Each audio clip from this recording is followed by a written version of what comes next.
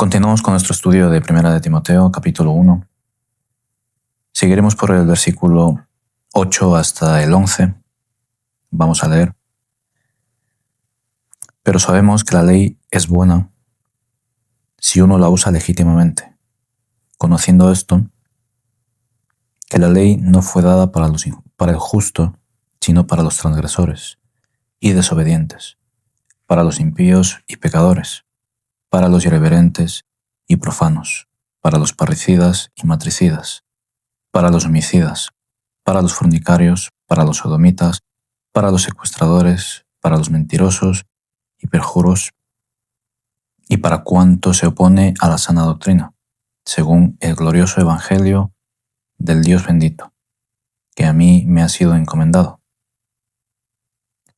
Y recordemos que nos quedamos explicando la semana anterior acerca de aquellas falsas enseñanzas y acerca de esos falsos maestros. Vimos cómo podemos identificarlos, tanto las falsas enseñanzas como los falsos maestros, ya que el apóstol Pablo le escribía a Timoteo para que combatiese este problema en la iglesia de Éfeso. Y de la misma manera hoy en día nosotros debemos y necesitamos tener esa capacidad de poder identificarlos también entre nosotros actualmente. Sabemos que quizás no son con intenciones de volver al judaísmo, que también lo hay, pero quizás son con intenciones de volver la mirada a la iglesia, a otras enseñanzas que quizás aparentemente pueden parecer rectas, pueden parecer sana doctrina, pero realmente en el fondo simplemente albergan incluso falsas enseñanzas, herejías que ya fueron condenadas en los primeros tiempos de la iglesia, como el pelagianismo, por ejemplo, que hoy en día está volviendo a surgir, con otro nombre, con otra máscara, algo más atractiva, quizás incluso pareciese verdad, pero como sabemos, las medias verdades no son verdades, simplemente ocultan el deseo y la intención del hombre de poner a Dios a un nivel más humano para poder comprenderlo. Pero sabemos que Dios es incomprensible, no podemos abarcar su inmensidad, no podemos abarcar quién Él es, simplemente podemos deleitarnos en su grandeza y reconocer que Él es Dios. Pues sigamos con nuestro versículo 8, en el cual en este contexto, en el cual está Pablo enseñando a Timoteo acerca de las falsas enseñanzas, de los falsos maestros. Recordemos que estos falsos maestros usaban la ley de Dios para su propio beneficio. Por eso los llama ahí y los dice queriendo ser doctores de la ley. Estos usaban la ley de Dios para enseñar cosas que no procedían a la iglesia de Éfeso. Pero sin embargo aquí el apóstol Pablo lo que está haciendo énfasis es que efectivamente la ley es buena en sí misma. Es buena mientras tanto la usemos legítimamente.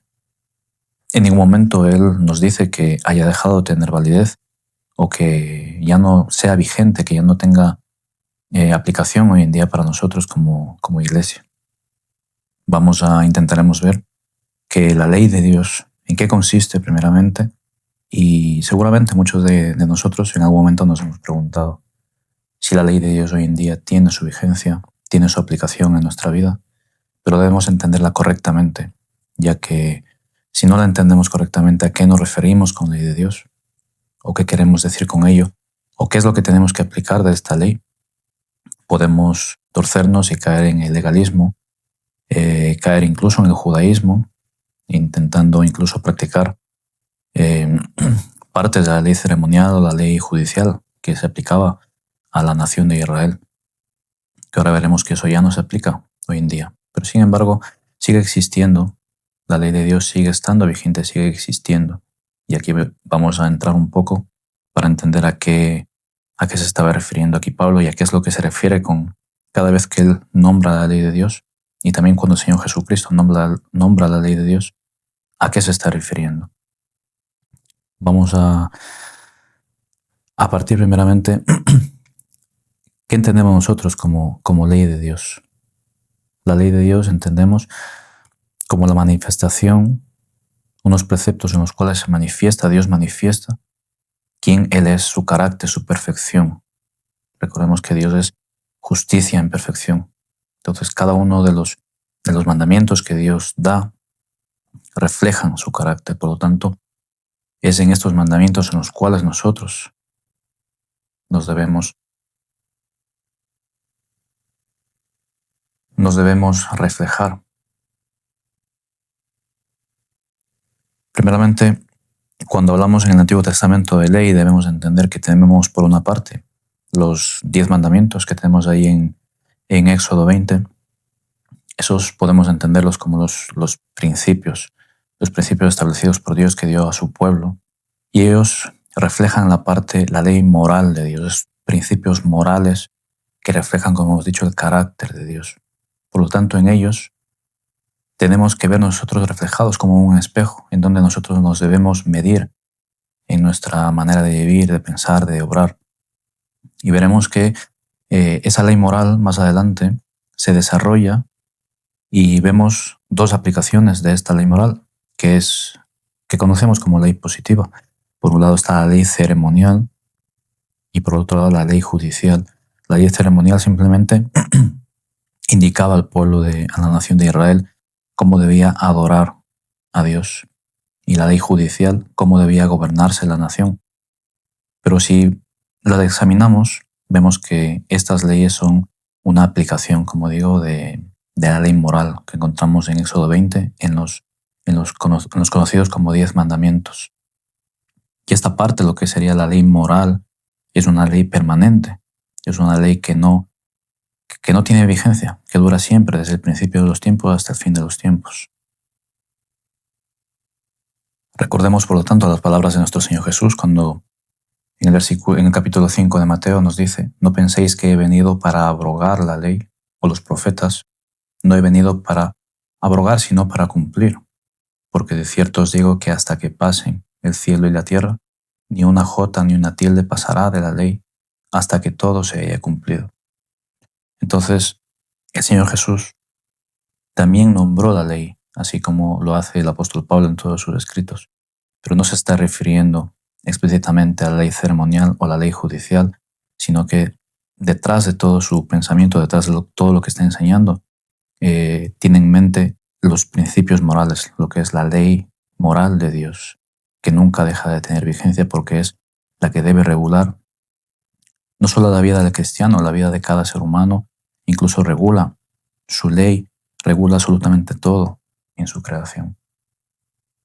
Así que si nos vamos a Éxodo 20, vamos a encontrar los 10 mandamientos, y si los leemos con un poco de detenimiento, vamos a ver que los primeros 4 mandamientos nos hablan de cómo debemos relacionarnos con Dios, una relación vertical hacia nuestro Señor.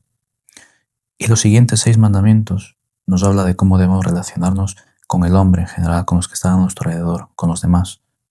Entonces vemos aquí estas dos divisiones dentro de los 10 mandamientos, que ya nos deben ir sonando un poco de cuando le preguntaron al Señor Jesucristo, los fariseos, cuál es el primer y gran mandamiento, y él contestó. Y el Señor Jesús contestó: amarás al Señor tu Dios con todo tu corazón y con toda tu alma y con toda tu mente. Este es el primer y gran mandamiento. Y el segundo es semejante: amarás a tu prójimo como a ti mismo. De estos 2 mandamientos depende la ley y los profetas. Bueno, es que aquí el Señor ya nos está indicando estas 2 partes de la ley moral de Dios. Por una parte, el primero, los 4 primeros, que nos hablan de cómo amar a Dios, y los 4 siguientes de cómo amar al hombre. Y como bien nos ha dicho, estos dos grandes pilares en los cuales se resume la ley moral de Dios se sustentan sobre el amor. Sabemos que todo cuanto proviene de Dios y todo cuanto Él ha hecho y hace se sustentan en el amor, pero en el amor que proviene de Dios, ese amor perfecto, no en el amor humano, sino en el amor perfecto, que es la máxima expresión. Cuando vemos la máxima expresión del amor de Dios, lo vemos, por ejemplo, cuando envía a su Hijo a morir por nosotros. No hay mayor expresión de amor que esa, que envió a su Hijo a morir por nosotros. Así que me gustaría insistir en que comprendamos que por una parte está la ley moral de Dios, Y por otra parte está la ley que se desarrolló y se dio para la nación de Israel, que efectivamente esa ley, la ley ceremonial y la ley judicial, se cumplió plenamente en Jesucristo. Y deja de ser vigente porque ya se cumplió de manera perfecta en Él. Él la cumplió de manera perfecta en nuestro lugar. Pero los principios morales siguen siendo vigentes, siguen siendo permanentes y siguen siendo de aplicación para nosotros. Así que volviendo a nuestro versículo 8, en el contexto en el que estamos, efectivamente, el apóstol Pablo tiene en mente el conjunto de la ley porque está hablando de aquellos judaizantes seguramente que están intentando introducir prácticas ceremoniales dentro de la iglesia. Así que es a ellos a quienes les está hablando y les está diciendo, la ley no fue dada para el justo, sino para los transgresores. ¿Por qué dice que la ley fue dada para el justo? No fue dada para el justo, sino para los transgresores. Aquí deberíamos entonces plantearnos una pregunta. ¿Es que acaso entonces hay algún justo entre nosotros a quien no se le aplique la ley?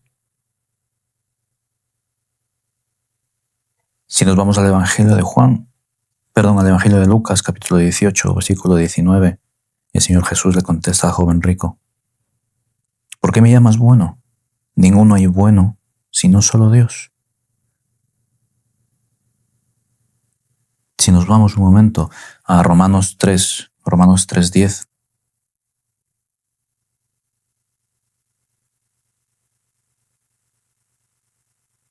podemos leer que dice, como está escrito, no hay justo ni aun uno, no hay quien entienda, no hay quien busque a Dios. Entonces, si la Escritura nos dice que no hay ni un justo, ni uno solo que sea bueno, entonces, ¿cómo es que Pablo en ese versículo le dice que la ley no fue para el justo? Entonces, ¿hay una contradicción en la Escritura? No. Por ejemplo, si pudiésemos ver 1 de Pedro 3:18,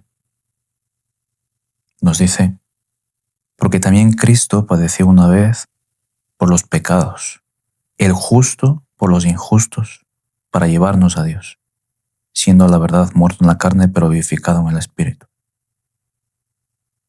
Leamos con más detenimiento. Cristo padeció una sola vez, el justo por los injustos.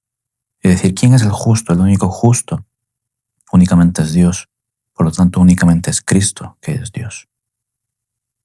No hay ser humano que sea justo por naturaleza, que pueda presentarse delante de Dios como justo. Únicamente quien tiene esa perfección y justicia es aquel que refleja plenamente a Dios, y sabemos que lo único que refleja plenamente a Dios es Jesucristo. En Él vemos habitar la plenitud de la deidad, por lo tanto la plenitud de su justicia. Así que cuando el apóstol Pablo está hablando aquí en la carta a la primera de Timoteo, lo que nos está diciendo es seguramente lo que ocurre también hoy en día. Hay personas que podemos ver que se pueden calificar a sí mismas como justas. Y las podemos encontrar quizás en algún momento en el que le compartimos el Evangelio a alguien y le preguntamos que si se considera una persona buena.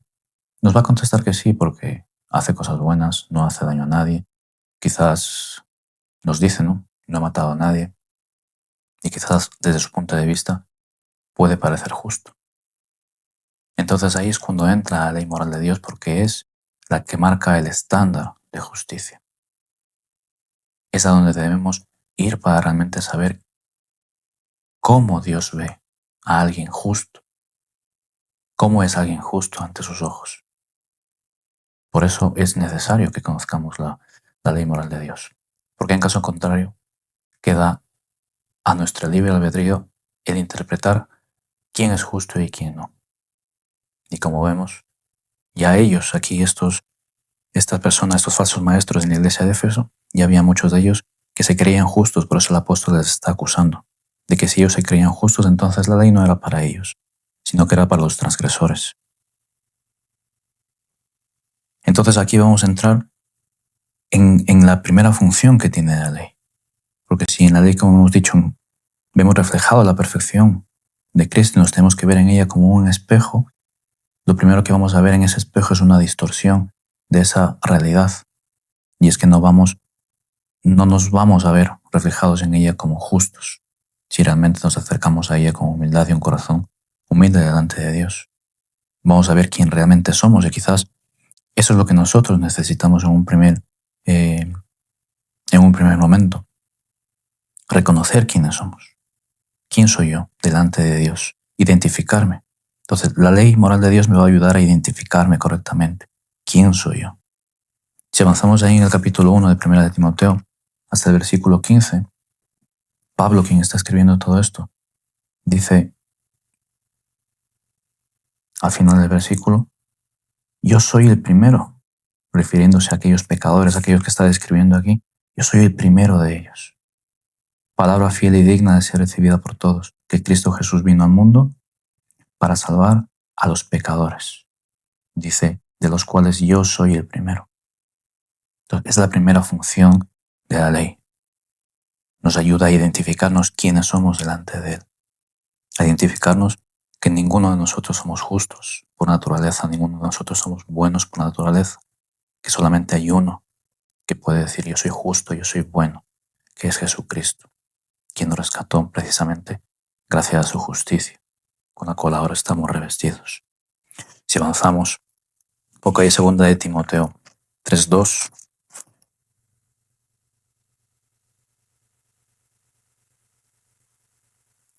Dice, habrá hombres, 2 de Timoteo 3:2, dice, porque habrá hombres amadores de sí mismo, avaros, vanagloriosos, soberbios, blasfemos, desobedientes a los padres. Todo esto se opone completamente a alguien que es justo.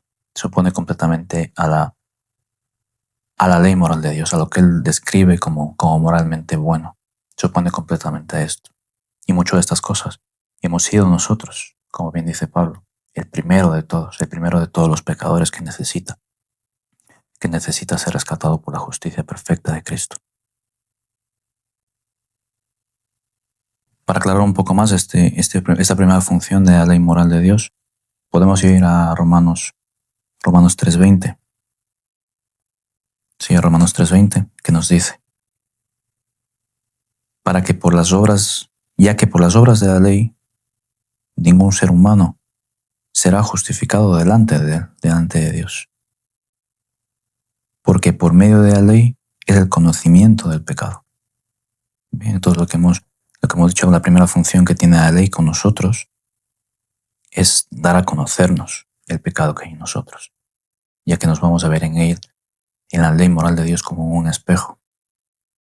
Y el reflejo que vamos a ver va a ser el pecado que hay en nosotros, va a ser ese pecado del cual necesitamos ser librados, del cual necesitamos ser limpiados por la sangre de Jesucristo. Por lo tanto, si la humanidad sigue caída, todo ser humano desde el momento de su concepción tiene en sí el pecado original que viene arrastrando toda la humanidad, desde Adán y Eva, porque lo dice la Escritura. Que por un solo hombre entró ese pecado en toda la humanidad. Entonces, si aún sigue existiendo personas que están en esa condición caída, por lo tanto la ley moral de Dios sigue siendo necesaria para que esas personas puedan verse reflejadas en ella y puedan ver su estado pecaminoso. Por lo tanto, teniendo en claro, según 1 de Juan 3:4, nos dice que todo aquel que comete pecado infringe también la ley de Dios, pues el pecado es infracción de la ley. Por lo tanto, cuando nosotros nos acercamos a mirarnos en esta ley de Dios y vemos que la hemos infringido, por lo tanto, reconocemos ese pecado que hay en nosotros. Y sabemos que cuando nos dice la Escritura, en Romanos 6:23, la paga del pecado es muerte. Entonces, todos aquellos que hemos pecado, que hemos infringido la ley de Dios, que somos todos los seres humanos, la única paga que merecemos es la muerte. Así que cuando nosotros recibimos la salvación de parte de Dios, es simplemente un regalo que no merecemos, un regalo que Él nos concede únicamente porque así Él lo quiere, por su misericordia, por su gracia, ese favor inmerecido que recibimos de Él, por el cual nosotros debemos estar eternamente agradecidos de haberlo recibido. Por eso con el apóstol Pablo, ahí en 2 de Corintios 3:6, dice, el cual asimismo Cristo nos hizo ministros competentes de un nuevo pacto, no de la letra, sino del Espíritu, porque la letra mata, mas el Espíritu vivifica. En ocasiones no sabemos, se usa este versículo para decirnos que incluso no es bueno que estudiemos tanto la Escritura. Pero este versículo lo único que nos está diciendo es que efectivamente la letra, esa ley que tenían el pueblo de Israel, esa ley que ellos no podían cumplir, lo único que hacía era mostrarles su pecado y por lo tanto condenarles a la muerte porque ellos no podían cumplir a la perfección esa ley. Pero sin embargo, es el Espíritu quien da vida. Porque cuando recibimos el Espíritu Santo, cuando el Espíritu Santo habita en nosotros, es el quien nos da vida. Porque por medio de cumplir la ley no podemos obtener la justificación delante de Dios, no podemos tener la vida eterna que nos promete en Cristo, porque no podemos cumplirla. Únicamente por medio de su sacrificio, cuando se aplique ese sacrificio a nuestra vida y el Espíritu Santo de Dios nos da una nueva vida y nos aplica esos beneficios que Cristo obtuvo en la cruz, entonces tenemos vida. Es lo que nos está hablando este versículo aquí. Que siguiendo nuestro versículo de 1 de Timoteo, ya hemos visto que todos somos injustos, por lo tanto nadie puede decirse que es justo. Y continúa diciendo entonces que la ley fue dada para los transgresores. Como hemos visto, entonces somos todos transgresores, desobedientes, impíos y pecadores, que no cumplimos lo que Dios manda. Para los irreverentes y profanos.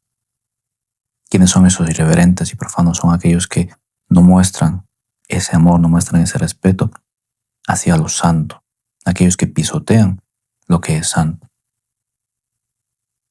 Que como bien dice el apóstol Pablo en el versículo 15, yo soy el primero de ellos. Y nosotros debemos identificarnos que también somos como ellos, hemos sido como ellos, porque también hemos pisoteado su ley moral. Hemos pecado en contra de Él, hemos obrado en contra de lo que Él demanda de nosotros como seres humanos, como criaturas suyas. Por lo tanto, hemos sido transgresores de su ley, hemos sido desobedientes, hemos sido impíos, pecadores. Le hemos mostrado respeto a la reverencia y hemos profanado lo que es santo, lo que es puro. Así que aquí en estas primeras líneas no está hablando que no hemos cumplido con los 4 primeros mandamientos, como hemos dicho, que nos muestran cómo relacionarnos con Dios. No hemos cumplido esos 4 primeros mandamientos. Seguidamente dice, para los parricidas y matricidas, los que no cumplen el 5.º mandamiento, para los homicidas, el 6.º mandamiento. Entonces, para los fornicarios, para los sodomitas, si vemos el 7.º mandamiento y en Éxodo 20:14, nos dice, no cometerás adulterio. Pero sin embargo aquí va mucho más allá.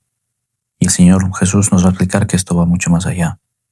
Dice, fornicarios no está refiriendo a esa inmoralidad sexual.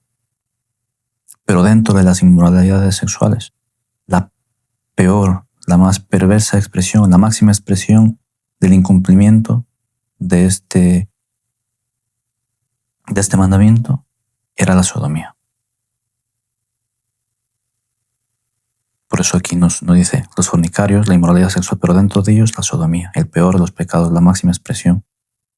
Y de la misma manera sigue adelante para los secuestradores. Nos está hablando del 8.º mandamiento, que nos dice no hurtarás. No hurtarás, pero aquí no está hablando de los secuestradores. Entonces, ¿por qué nos referimos cuando hablamos, aquí está hablando Pablo de los secuestradores? Y en el 8.º mandamiento nos habla de no hurtar. Pero si vamos ahí a Éxodo, y vamos un momento a Éxodo 21:16, nos explica esto. Éxodo 21:16. Asimismo, el que robare a una persona y la vendiere, o si fuera hallada en sus manos, morirá. Es decir, robar a una persona en cualquiera de los aspectos, ya sea físicamente o espiritualmente secuestrar a esa persona, espiritualmente secuestrar su fe, la estamos robando y estamos incumpliendo este mandamiento, porque recordemos que a partir del 6º en adelante es los mandamientos de cómo nos relacionamos con los demás, con las personas que están a nuestro alrededor, con el ser humano en general. Sigue en 1 de Timoteo, para los mentirosos y para los pérjuros. Nos está haciendo referencia al 9º y al 10º mandamiento. No hablarás contra tu prójimo falso testimonio. Y el 10º, no codiciarás la casa de tu prójimo. No codiciarás la mujer de tu prójimo, ni su siervo, ni su criada, ni su buey, ni su asno, ni cosa alguna de tu prójimo. Entonces, si nos damos cuenta aquí, el apóstol en estos versículos está haciendo referencia a todas estas personas, que somos todos incluidos en ellos, que hemos incumplido toda la ley de Dios, toda la ley moral la hemos incumplido. Y por lo tanto la ley es dada para todos aquellos, para mostrarnos ese pecado y para mostrarnos, como hemos dicho, que necesitamos ser rescatados de ese pecado. En los últimos mandamientos podemos ver que el fondo de las mentiras, el fondo del falso testimonio que levantamos contra alguien, realmente lo que encontramos cuando rascamos un poco es la codicia, que es el 10º mandamiento. Porque incluso podemos mentir y podemos levantar falso testimonio, porque en el fondo codiciamos lo que tiene otra persona, incluso lo que tiene mi hermano. Podemos levantar falso testimonio de él por querer o desear tener lo que es suyo. Así que aquí debemos examinarnos muy bien y que ninguno de nosotros pueda levantar la mano y decir, yo soy justo, porque yo he cumplido la ley moral de Dios. Y el Señor Jesús, si vamos a Mateo 5, vemos que, como bien Él dijo, no vino a abolir la ley, vino a cumplirla, nos vino a dar el verdadero significado, el correcto significado de lo que es, de lo que debemos entender como su ley moral. Su ley moral no solamente se aplica a los actos externos que los demás pueden ver, sino que el Señor Jesús nos explica que se debe aplicar incluso a lo más interno de nosotros, a nuestros pensamientos, a nuestros deseos, a lo que está en nuestro corazón, es decir, a lo que está en nuestra mente. Vemos ahí en Mateo 5:27. Dice, oísteis que fue dicho, no cometerás adulterio. ¿De acuerdo? El 7º mandamiento, Éxodo 20:14. No cometerás adulterio. Un acto que podemos ver reflejado en lo físico, en lo externo. Pero aquí el Señor le está dando el correcto significado, el significado más amplio, como nosotros debemos entenderlo y como nosotros debemos vernos. Dice el versículo 28 de Mateo 5, pero yo os digo que cualquiera que mira a una mujer para codiciarla, ya adulteró con ella en su corazón. Porque el Señor nos está diciendo que cuando nosotros nos examinamos delante de Él, delante de su ley moral, delante de su estándar moral, no debemos venir con un corazón quizás orgulloso y decir yo nunca he hecho eso. Debemos examinarnos más profundamente y ver si lo hemos hecho en nuestro corazón, en nuestros pensamientos. En 1 Juan 3:15 nos dice, cualquiera que aborrece a su hermano es homicida, porque efectivamente igual podemos decir, no, es que yo no he matado nunca a nadie. Y podemos vernos como estos judíos que estaban en la iglesia de Éfeso, pensar que somos justos delante de Dios. Pero sin embargo nos dice, si nosotros aborrecemos, detestamos en nuestra mente, en nuestro corazón, con nuestros sentimientos y pensamientos, a un hermano, a otra persona, ya somos culpables de homicidio. ¿Dónde debemos concluir con estas ideas, con estos pensamientos?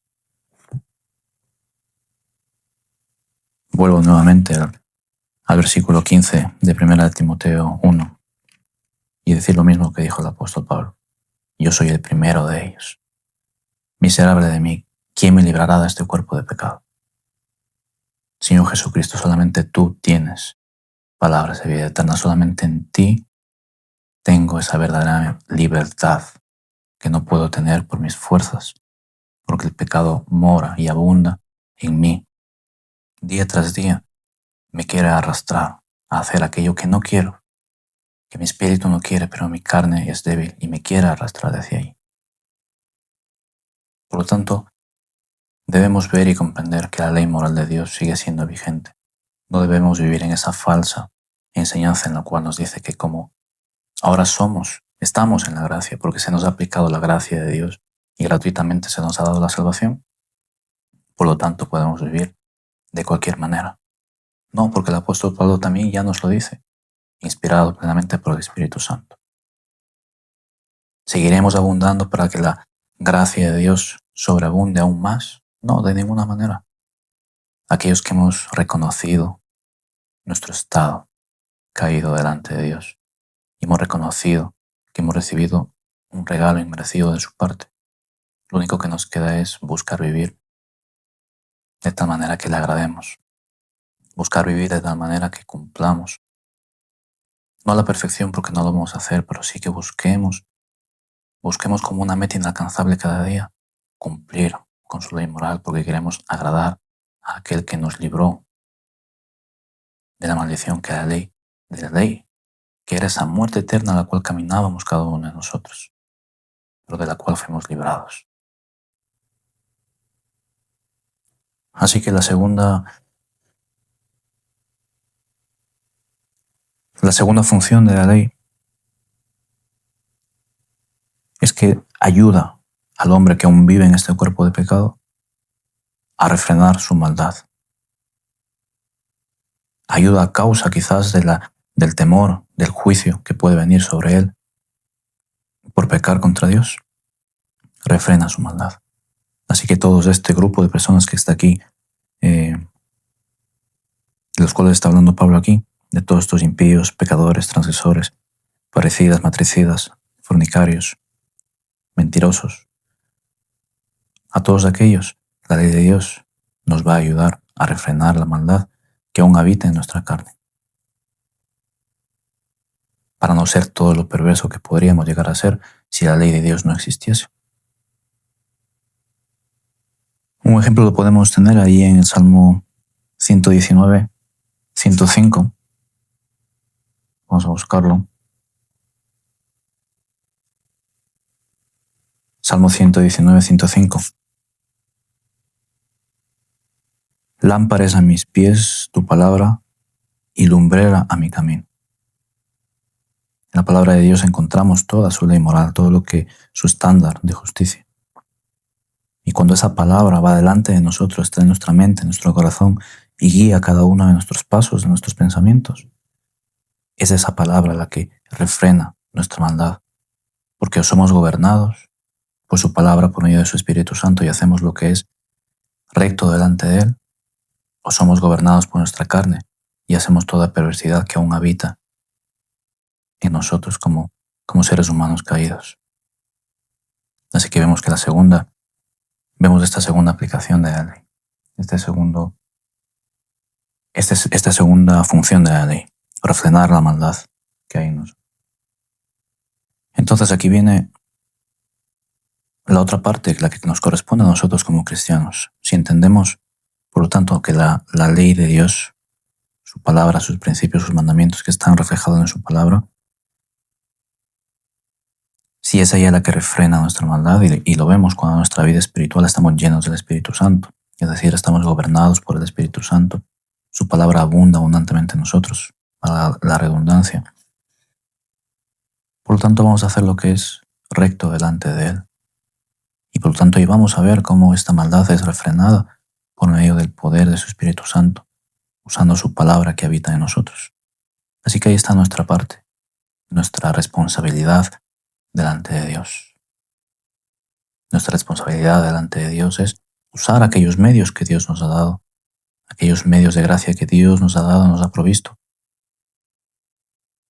para poder vivir como a Él le agrada.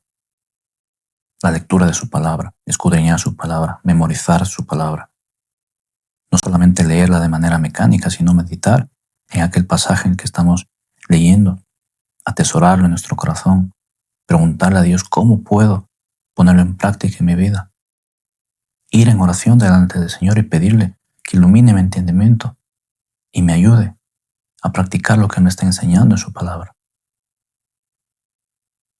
Y en mi día a día, pensar constantemente, meditar constantemente, que su palabra no sea parte de mi boca, que su palabra no sea parte de mis pensamientos. Aún en medio del trabajo o en medio de las cosas que estoy haciendo, antes de tomar una decisión, primeramente examinar esa decisión por medio de su palabra. Antes de iniciar una conversación, examinar lo que voy a decir antes, por medio de su palabra. De esa manera podemos vivir gobernados por su Espíritu Santo. De esa manera podemos vivir para agradarle a Él únicamente. Y de esa manera es su palabra, es el poder de su palabra, es el poder de Dios que va a refrenar nuestra maldad. Así que tenemos una aplicación práctica de todo esto. No se queda solamente en un simple conocimiento, sino que lo podemos poner en práctica y debemos ponerlo en práctica. Bien, así que continuando en nuestro versículo de 1 Timoteo 1, al final del versículo 10 nos dice que la ley fue dada para todos aquellos y para todo cuanto se opone a la sana doctrina. Es decir, para todo aquello que se opone a lo que nuestro Señor Jesús enseñó, para todo aquello que se opone a las enseñanzas de los apóstoles, porque recordemos que este es el fundamento que pusieron los apóstoles y los profetas con Cristo, como esa piedra angular. Lo que ellos enseñaron, debemos tenerlo presente, debemos conocerlo, debemos escudriñarlo. Y todo aquello que aprendamos, todo aquello que practiquemos, todo aquello que nos enseñen, debemos escudriñarlo para ver si se ajusta a esta sana doctrina. Esta palabra sana, si la vemos en su original, proviene también de la misma raíz que proviene de nuestra palabra higiene. Por lo tanto, todo aquello que escuchemos y todo aquello de lo que nos alimentemos tiene que ser sano, tiene que provocar en nosotros una sanidad, una higiene espiritual. No nos contaminemos con cualquier cosa. Escudriñemos, escuchemos, meditemos en aquello que nos enseñan o que vemos, escuchamos, para saber si se ajusta a esta sana doctrina. Como bien dice la Escritura, si aún un ángel del cielo viene y os predica un evangelio diferente al que se ha predicado por medio de las palabras de los apóstoles, sea anatema. No debemos prestar oído a esas falsas enseñanzas por muy buenas que parezcan, por muy humanas que parezcan, por muy amorosas que parezcan. No debemos prestar oído, porque si prestamos oído, poco a poco nuestro oído se va a ir corrompiendo. Contrario a lo que sería una higiene espiritual, se va a ir contaminando y va a ir volviendo su oído a escuchar conforme a la concupiscencia, conforme al pecado de nuestro corazón. Y cada vez vamos a tener más deseo de escuchar esas fábulas, esas falsas enseñanzas de los falsos maestros, en lugar de querer escuchar la sana doctrina, la palabra de Dios que no está en otro sitio más que en la Escritura. No está en la palabra de ningún hombre, sino está en la Escritura. Por lo tanto, si nosotros buscamos únicamente en la Escritura lo que a Dios le agrada, vamos a terminar comprendiendo lo que Él quiere de nosotros. Y finalmente, vamos a comprender lo que encontramos aquí en Gálatas 3:24, que la ley ha sido nuestro ayo, es decir, nuestro maestro, para llevarnos a Cristo, a fin de que fuésemos justificados por la fe. Vayamos ahí un momento a Romanos 10:4, que nos vuelve a decir que el fin de la ley es Cristo para todo aquel que cree. Entonces, esta es la tercera función de la ley, llevarnos a Cristo, conocer lo que Dios demanda de nosotros, conocer lo que Dios quiere de nosotros. Y no solamente mostrarnos el pecado que hay en nosotros, como hemos visto que era la primera función, sino que en esta función lo que hace es llevarnos a Cristo. Cuando hemos puesto la fe en Él, hemos puesto la fe en su sacrificio, hemos puesto la fe en que Él pagó por nosotros, por esos pecados que nos muestra primeramente. Si ponemos la fe en que Él pagó por nosotros, finalmente la ley moral de Dios nos va a llevar a Él, nos va a encaminar a Él. Y nos permite día tras día ser conformados a la imagen de Cristo, ser perfeccionados.